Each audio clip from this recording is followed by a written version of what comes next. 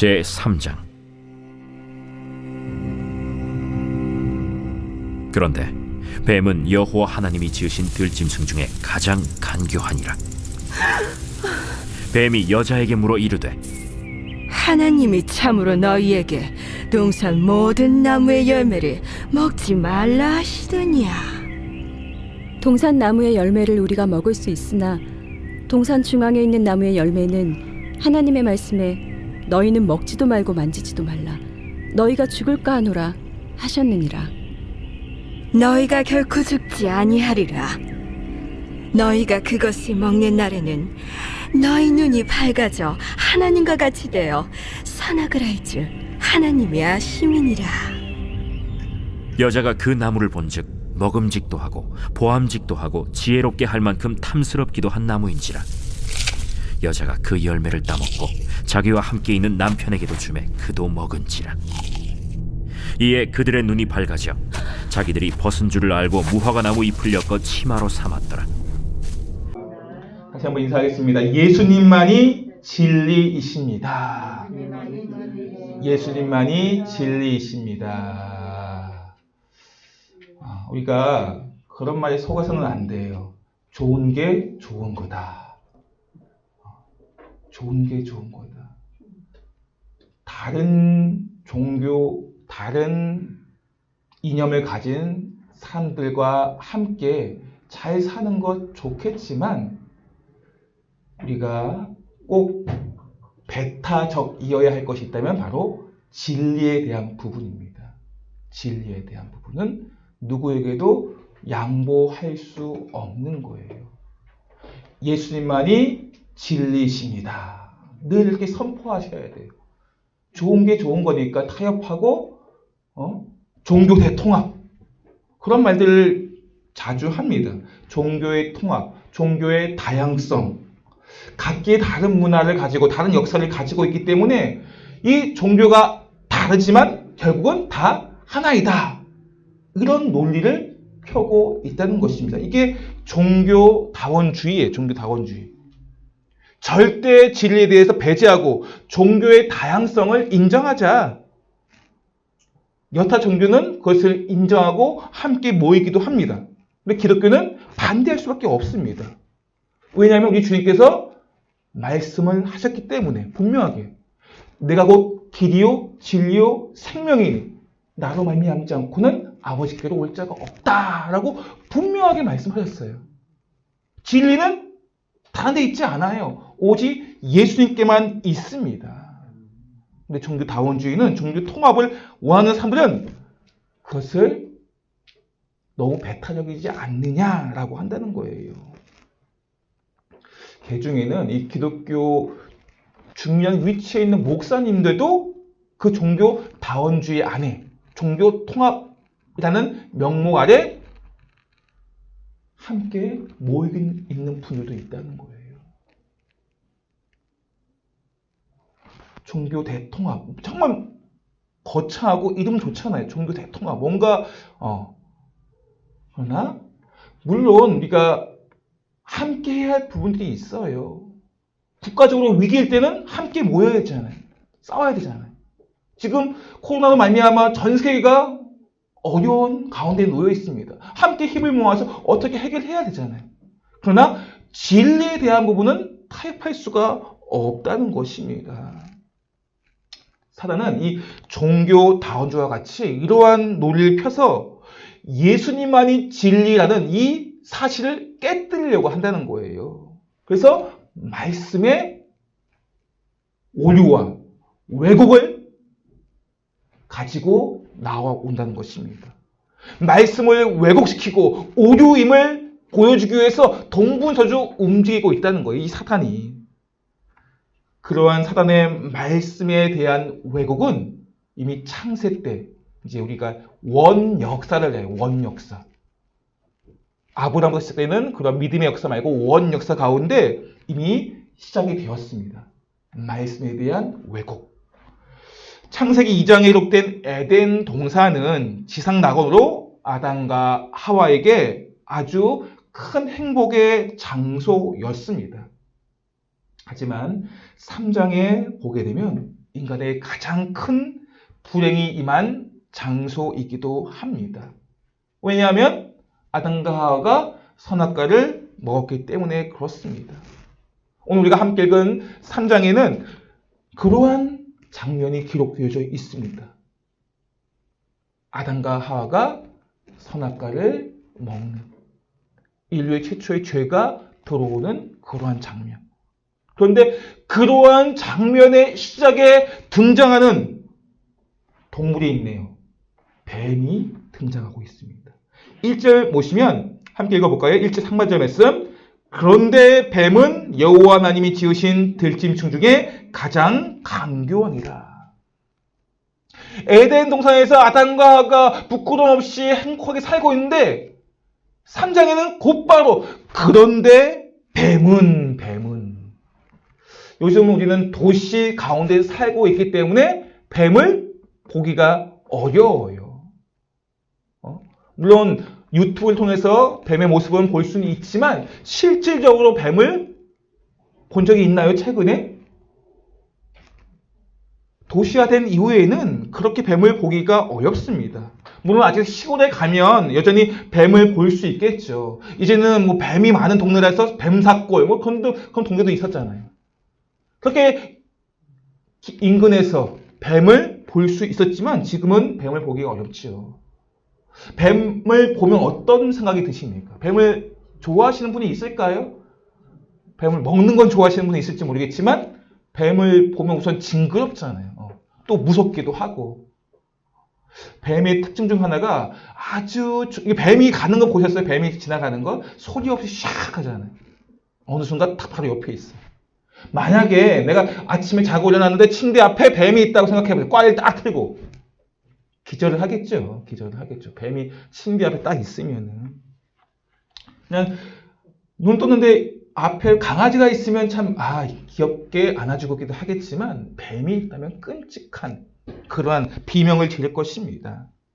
근데 이런 뱀을 신으로 여기는 나라가 있어요. 우리가 이제 성경 역사에 가장 많이 등장하는 게 애굽이라는 나라는 뱀을 신처럼 대우를 해요. 그리고 이 뱀을 여호와 라파 하나님처럼 치료하는 존재로 어떤 그런 대상으로 여기기도 한다는 거예요. 뱀이. 그래서인지 몰라도 우리 세계 보건기구 아시죠? WHO. 이게 WHO의 어떤 로고예요, 로고. 보시면 뭐가 있어요? 어떤 동물이 있어요? 뱀이 있어요, 뱀이. 세계 보건기구. 세계의 건강을 위한 기구인데 뱀이 한가운데 떡 있습니다. 또 대한의사협회에 보면 여기에도 뱀이 한 마리 있습니다. 이런 로고를 보면서 그냥 무심코 그냥 넘겨가죠. 이런 게 있었나라는 생각도 들어요. 저도 이제 찾으면서 이런 게 있네? 하고 의아했기 때문에. 그러니까 자세히 보지 않으면 그냥 그렇구나 라고 할 텐데 이런 세계 의료기구의 대명사라 불리는 WHO나 대한의사협회 뱀이 등장한다는 거예요.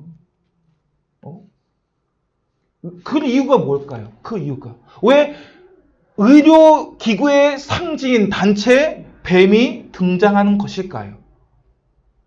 이 뱀은 이 그리스 로마 신화에 등장하는 의술의 신인 아스클레피오스가 있어요. 아스클레피오스.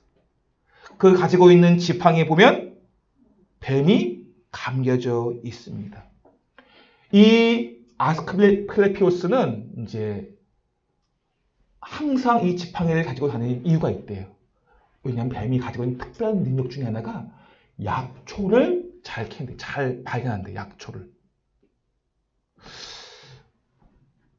그 이유 때문인지는 모르겠지만 뱀의 특별한 능력이 있기 때문에 약초를 잘 캐고 잘 발견해서 치료하는 그런 일을 행하기 때문에 대한의사협회라든지 의료보건기구 이런 뱀을 달고 있는지는 모르겠어요.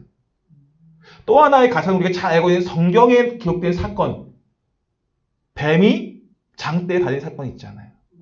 예. 이스라엘 백성들이 하나님을 원망하고 불평하자 하나님께서 불뱀을 사막에서 보내요. 광야에서. 그래서 많은 사람이 죽습니다. 그때 하나님께서 모세에게 뱀을 장대에 달아서 그 뱀을 보게 되면 병이 나을 것이다 라고 하지 않습니까? 노뱀을 달자 그 뱀을 쳐다보는 사람만이 그 독에서 죽음에서 해방됩니다. 그러한 이유 때문에 이 뱀을 치료하기 때문에 살려줬기 때문에 하나님께서 그런 기독교 역사가들의 입장이겠죠. 기독교를 믿는 사람들의 입장에서는 이러한 가설을 가지고 성경적인 이유 안에서 이들이 대한의사협회라든지 그렇게 세계보건기구에서 이렇게 뱀을 닫았다라고 이야기하고 있습니다. 어떠한 가설이 맞는지는 모르겠지만 우리가 생각해야 할 것은 뱀이 우리가 일상생활에서 보고 있는 이 뱀과 성경에 기록된 뱀은 어떤 차이가 있느냐입니다. 우리가 징그럽게 생각하는 뱀들, 그 뱀하고 오늘 본문에서 읽는 뱀하고 어떤 차이가 있느냐? 요한계시록 12장 9절 말씀 볼까요? 시작. 큰 용이 내쫓기니 옛뱀 곧 마귀라고도 하고 사단이라고도 하며 온 자녀를 꿰는지라. 그가 땅으로 내쫓기니 그의 새들도 그와 함께 내쫓기니라. 아멘. 한 가지 더 볼게요. 요한계시록 20장 2절 말씀 시작. 용을 잡으니 곧 옛뱀이요 마귀요 사탄이라 잡아서 1000년 동안 결박하여. 옛뱀. 우리가 일상생활에서 보는 그 뱀은 옛뱀이 아니에요. 여기서 기록한 옛뱀, 하와를 유혹한 그 옛뱀, 그 뱀과 지금의 뱀과는 다릅니다. 옛뱀은 지금 곧 마귀라고도 하며 사탄이라고도 하며 옛뱀, 그 뱀은 사탄의 도구입니다. 사탄의 도구. 옛뱀은 사단의 도구로 말씀에 기록을 하고 있습니다. 이 사단의 도구인 뱀의 특징이 바로 간교하다. 우리 아까 1절 봤죠? 간교하다. 간교하다라는 게 뭐예요? 간교하다. 아주 지혜롭다라는, 긍정적으로는 지혜롭다라는 의미를 가지고 있습니다. 영리하다, 지혜롭다. 이것이 뱀의 이 간교한 아롬이라고 하는데, 아롬 하는데 이 히브리어 아롬의 특징 중에 긍정적인 게 바로 영리하다, 지혜롭다. 그러나 부정적으로 간교하다. 이게 뱀의 특징입니다. 사단은 아주 간교합니다. 우리가 유혹을 당할 수밖에 없는 그런 간교함 속에서 유혹 당하게 되면 결국에는 수치를 당하게 되고 부끄러움을 당하게 된다는 것입니다. 그것이 바로 사단의 큰 특징 중에 하나예요. 간교함. 우리도 어쩌면 이 사단의 간교함 속에 유혹에 넘어지고 있지는 않습니까? 참 어려워요. 유혹에서 내가 그 유혹을 이긴다는 것 참 쉽지 않아요. 다이어트를 해야 되는데 정말 맛있는 게 있어요. 그 먹을 것을 먹지 아니하고 내가 다이어트 할 거야. 정말 독한 분이죠, 독한 분. 근데 이것보다 더 간교하게 사단은 우리를 넘어뜨리기 위해서 유혹을 한다는 것입니다. 얼마나 많이 우리가 이런 간교함 속에, 그 사단의 유혹 속에 넘어진 적이 얼마나 많이 있습니까? 내가 신앙을 지키려고 했던 많은 결심들이 있었음에도 불구하고 여러 가지 상황 속에 내 신앙을 무너뜨리고 내가 하나님께 나아가지 못하도록 방해하는 사단의 간교함이 분명히 있었어요. 우리의 신앙의 역사의 삶을 돌아보면 내가 그럴 때 그렇게 유혹에 넘어졌구나 하는 일들이 종종 기억이 나실 것입니다. 우리는 그러한 사단의 간교함에 넘어지지 않도록 늘 깨어 있으셔야 돼요. 내가 그 사단의 간교함에 넘어지게 되면 결국에는 수치를 당하게 되고 부끄러움을 당할 수밖에 없다는 것입니다.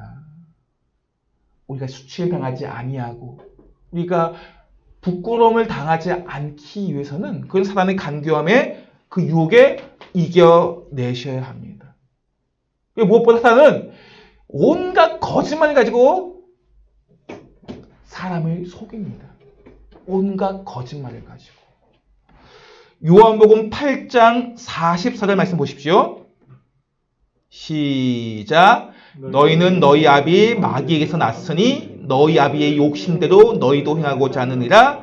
그는 처음부터 살인한 자요 진리가 그 속에 없으므로 진리에 서지 못하고 거짓을 말할 때마다 제 것으로 말하나니 이는 그가 거짓말쟁이요 거짓의 아비가 되었음이라.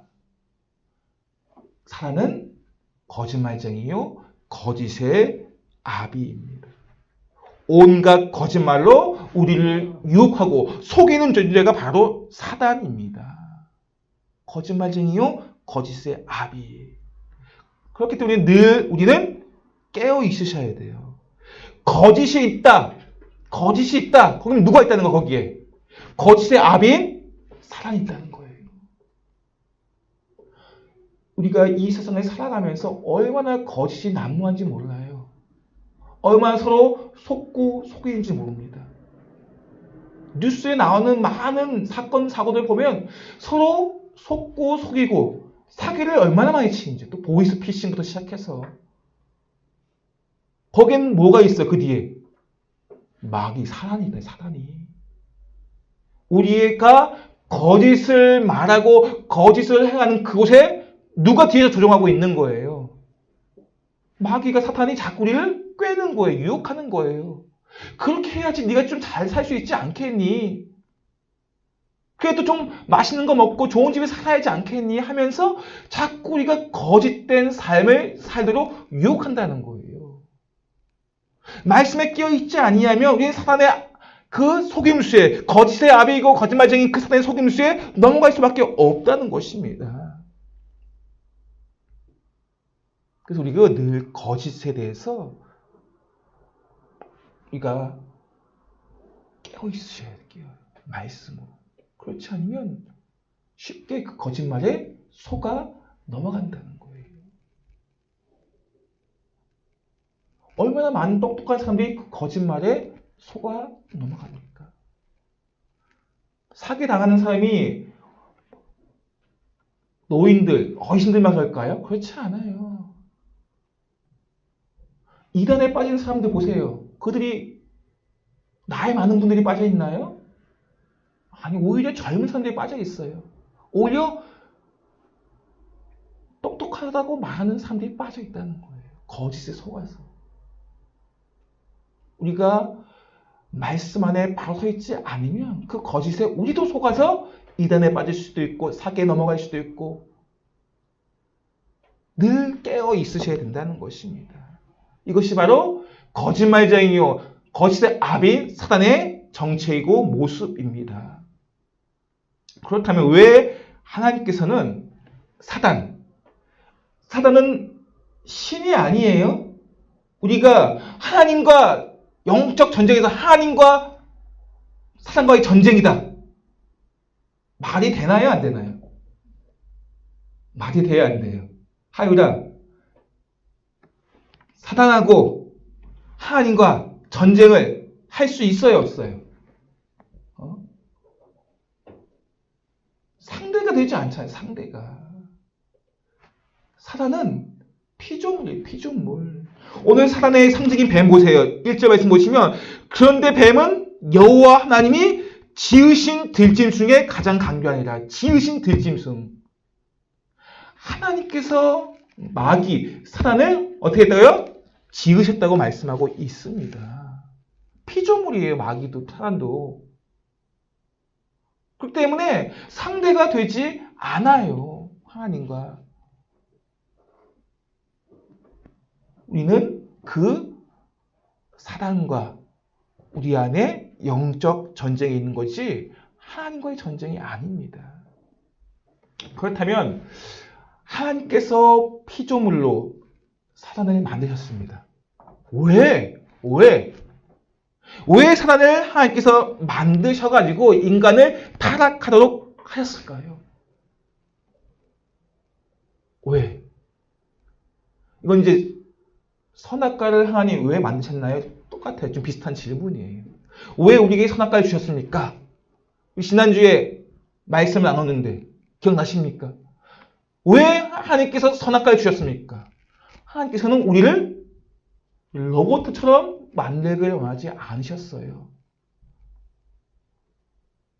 우리를 하나님께서는 너무 사랑하시고 너무나도 사랑하시기 때문에 자유의지를 주셔서 하나님께서는 함께 동역하고 동행하고 싶으신 거예요.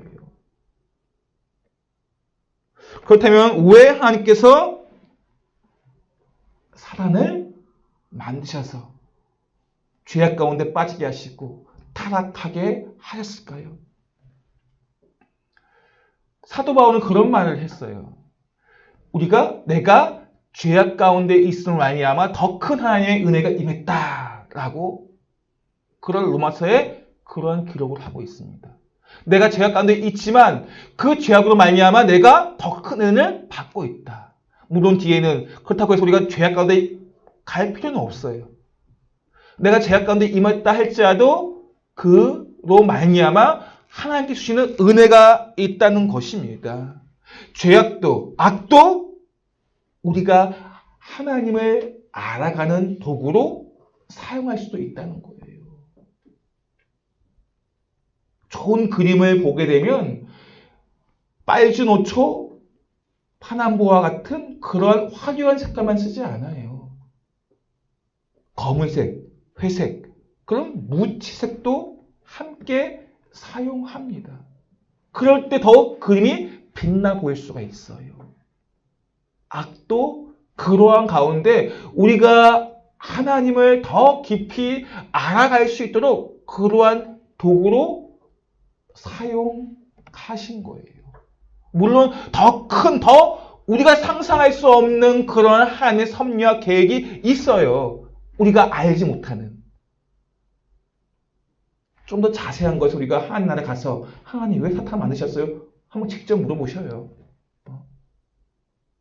그러나 분명한 것은 그 악조차도 하나님께서 허용하셔서 우리를 하나님의 사람으로 사용하고 만들어 가는데 사용하셨다는 것입니다.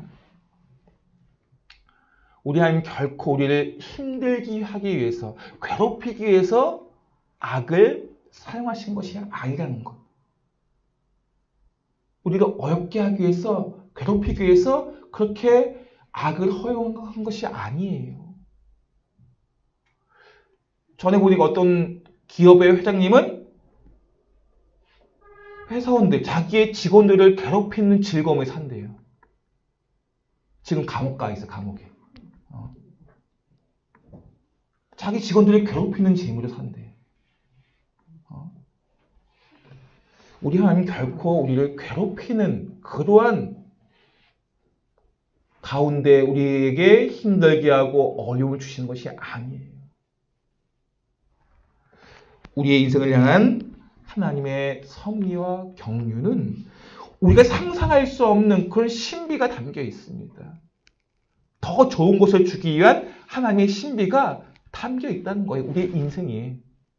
그 안에는 힘든 거 어려움도 있죠. 고난도 있고 관할도 있습니다. 분명한 것은 우리에게 더 좋은 것을 주시기 위한 하나님의 섭리와 경륜과 신비라는 거예요. 지금의 어려움이. 그렇기 때문에 우리는 이 사단으로 상징하는 뱀, 그리고 그 뱀의 유혹에 넘어지는 여자. 오늘 본문에 뱀과 여자가 이렇게 탁 나와요. 함께 대비돼서. 이 여자는 1차적으로는 하와이지만 2차, 3차적으로 사람을 대표하기도 하고 교회를 의미하기도 합니다. 여자의 후손은 누가 나오십니까? 예수 그리스도가 나오십니다. 오늘 3장 15절 말씀 보시면 여자의 후손과 뱀의 후손이 이제 원수가 될 것이다 라고 말씀하고 있어요. 그렇게 뱀과 여자가 서로 원수가 된다는 거예요. 그러한 관계 속에서 하나님께서 우리의 인생들에게 말씀을 통해 주시는 은혜가 있습니다. 죄로 우리가 그 뱀의 유혹에 넘어지고 쓰러지지만 그래도 불구하고 우리를 이끄시는 하나님께서 죄의 과정을 통해서 우리에게 말씀하시는 바가 있고요. 우리에게 주시는 삶의 지혜가 있다는 것입니다. 넘어지지 않도록 깨어있는 것이 중요하고 넘어졌다 할지라도 거기에도 하나님의 은혜가 있다는 것을 기억하면서 다시 말씀을 붙잡는 거예요. 넘어지지 않는 사람이 어디에 있겠습니까? 우리가 완벽한 사람이 아니잖아요. 죄악 가운데 넘어질 때가 있어요. 하와처럼 넘어질 때가 있어요. 아담처럼 넘어질 수가 있습니다. 우리도 마찬가지이기 때문에. 그래서 중요한 것은 다시 일어나는 거예요. 다시 말씀을 붙잡는 거예요. 사단은 인간에 대해 유혹하는 이 방법 속에 인간을 유혹하고 넘어뜨리기 위해서 말씀에 대한 오류, 말씀을 어떻게 한다고요? 왜곡시킵니다. 왜곡. 우리 1절 하반절 말씀 보시면 이렇게 말씀하고 있습니다. 함께 읽겠습니다. 1절 하반절 시작. 뱀이 여자에게 물어 이르되 하나님이 참으로 너희에게 동산 모든 나무의 열매를 먹지 말라 하시더냐. 동산 모든 나무의 열매를 먹지 말라 하시더냐.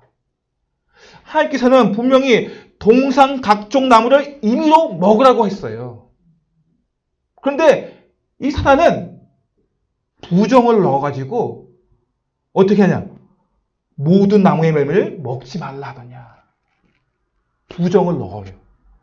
그리고 모든 나무의 열매를 먹지 말라. 이 모든 나무 안에는 어떤 나무가 있어요?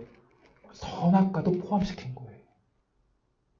그러면서 인간의 마음 안에 왜 선악과를 먹지 말라고 했지?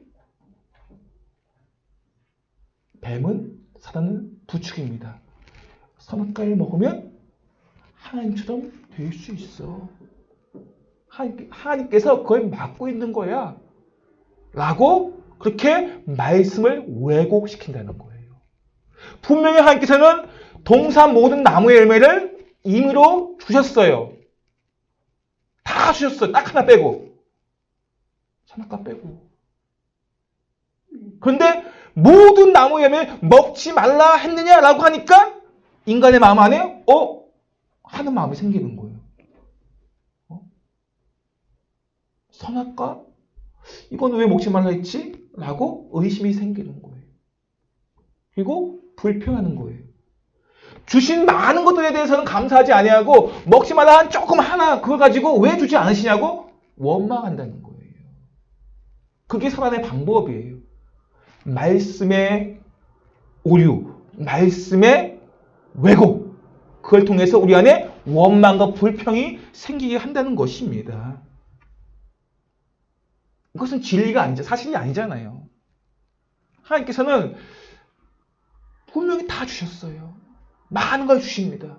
먹지 말라는 것은 이유가 있잖아요. 먹으면 죽기 때문에. 분명히 말씀하셨지만 말씀을 왜곡시키는 사단의 그 거짓말에 속아서 하와도 아담도. 여기에 아담은 멀리 있는 것 같지만 그렇지 않아요. 가까이 있어요. 오늘 계속적으로 너희에게 우리에게 복수를 사용하는 이유는 그 곁에 누가 있다는 거예요? 아담이 있다는 거예요. 멀리 있는 아담이 저 밖에 나서 밭에서 일하고 있던 아담 나중에 와서 선악과 준 것처럼 보여지는 그렇게 그림을 그려주는 거 우리가 본 적도 있잖아요. 아니에요. 가까이 있어요. 아담은. 가까이서 보고 있음에도 불구하고 하와를 그 유혹에 넘어가는 것에 대해서 막지 않고 있어요. 그래서 아담도 책임이 크다는 거예요. 더 크게 아담에게 책임이 더 크다는 거예요. 아담과 하와가 이 말씀에 왜곡시키는 이 사단의 그 거짓말에 속아 넘어가서 선악과를 따먹고 인류에게 죄가 들어오지 않습니까? 우리가 그래서 말씀을 바르게 깨닫는 게 참 중요해요. 말씀에 대한 바른 이해가 없으면, 내가 말씀을 바르게 알지 못하면 언제라도 왜곡된 말씀 속에 넘어질 수가 있다는 거예요. 말씀에 무지하고 말씀에 어지러운 자가 되면은 이단에 빠지기 쉬워요.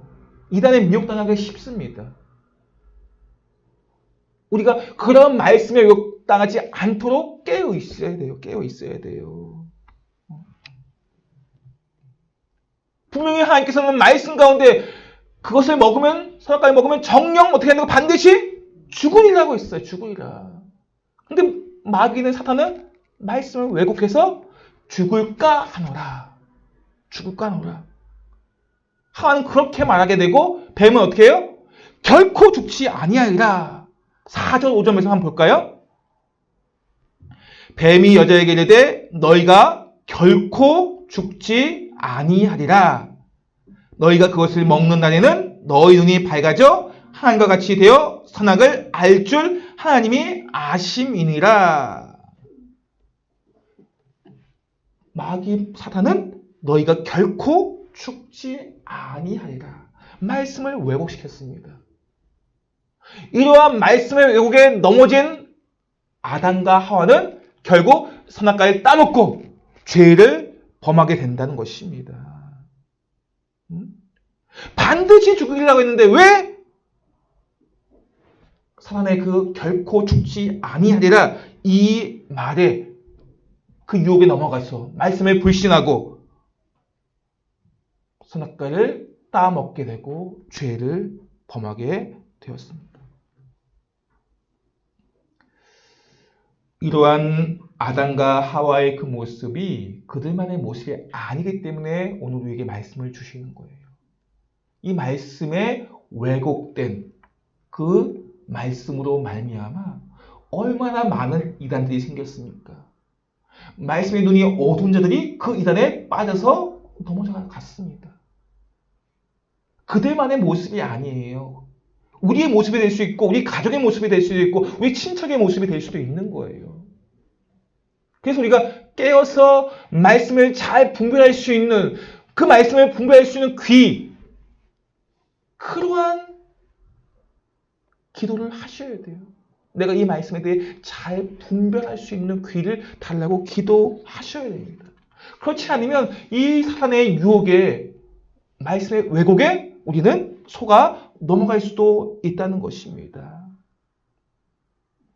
말씀의 왜곡에 속아 넘어간 아담과 하와는 죄를 범함으로 말미암아 언약을 깨뜨린 거예요.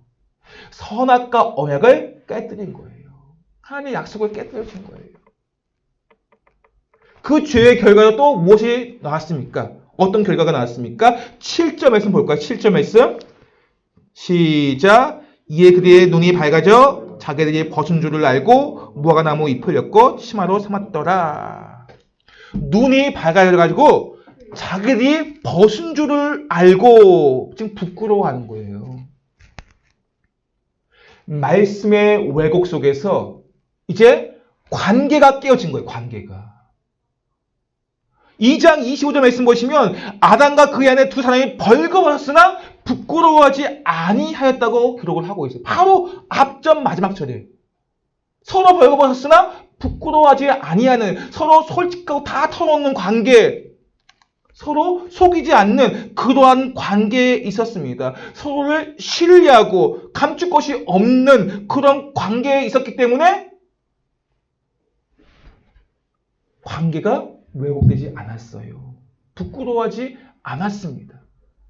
그런데 말씀에 대한 왜곡 앞에 자기가 속아 넘어져 감으로 인해서 죄를, 선악과를 따먹는 죄를 범하게 되고 하나님과 나와의 관계가 깨어지게 되는, 그리고 사람과 사람과의 관계가 깨어지게 되는 관계의 왜곡이 일어나서 부끄러움을 느끼게 되었다고 말씀하고 있는 것입니다.